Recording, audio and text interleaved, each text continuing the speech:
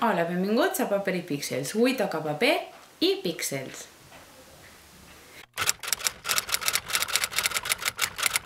Avui toca paper i píxels perquè vaig a parlar de llibres en general i en aquest cas no importa el format. Avui vull parlar de preferències. Generalment quan es parla de preferències és molt general i a vegades molt ambigu. Jo avui vull especificar el que són les preferències per a mi.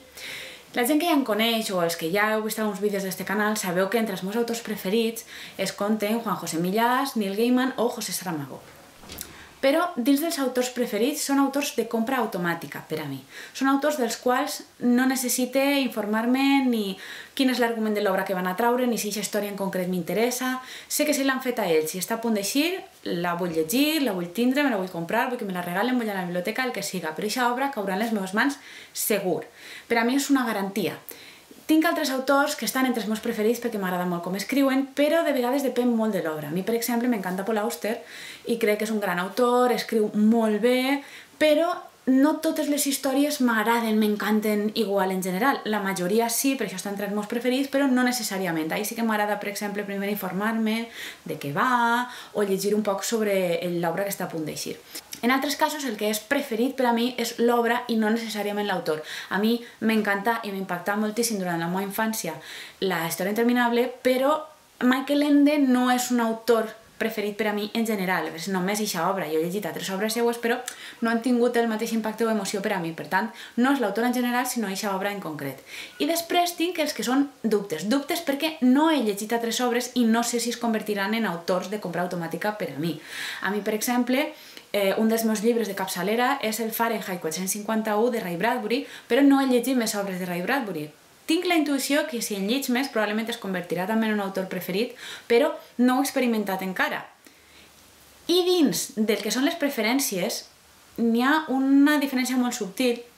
Una vegada vaig estar a punt de preguntar-li, no em toca en la ronda de preguntes, però una vegada vaig estar a punt de preguntar-li a un autor en una presentació d'un llibre quin era el llibre que li agradaria haver escrit i vaig tenir el dubte de formular-ho de la manera de quin era el seu llibre preferit. I em vaig adonar que no era la mateixa cosa necessàriament, perquè en el meu cas no ho és. Jo, per exemple, si poguera fer com el Doctor Who i muntar-me en una TARDIS i viatjar arrere en el temps, si tinguera una màquina del temps i poguera escriure una obra abans que el seu autor l'escriguera, voldria haver sigut l'autora de Fahrenheit 451 en lloc de Ray Bradbury. Però si em pregunteu quin és el meu llibre preferit, pel que m'ha impactat a mi, diria que és l'orden alfabètico de Juan José Millás.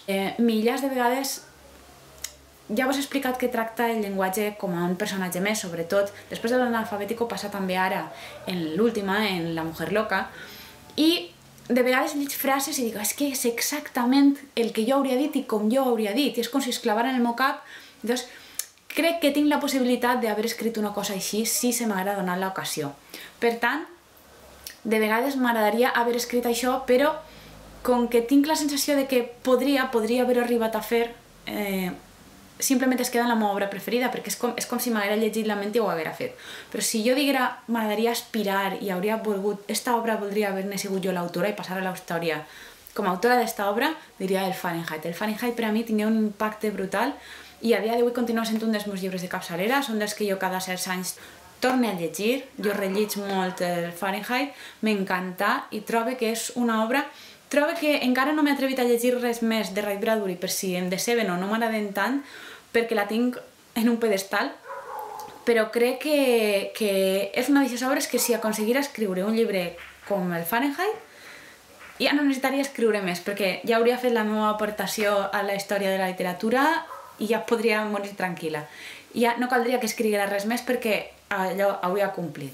Per tant, en el meu cas, no necessàriament és el mateix quina obra voldria haver escrit i quina és la meva obra preferida. No sempre van de la mà.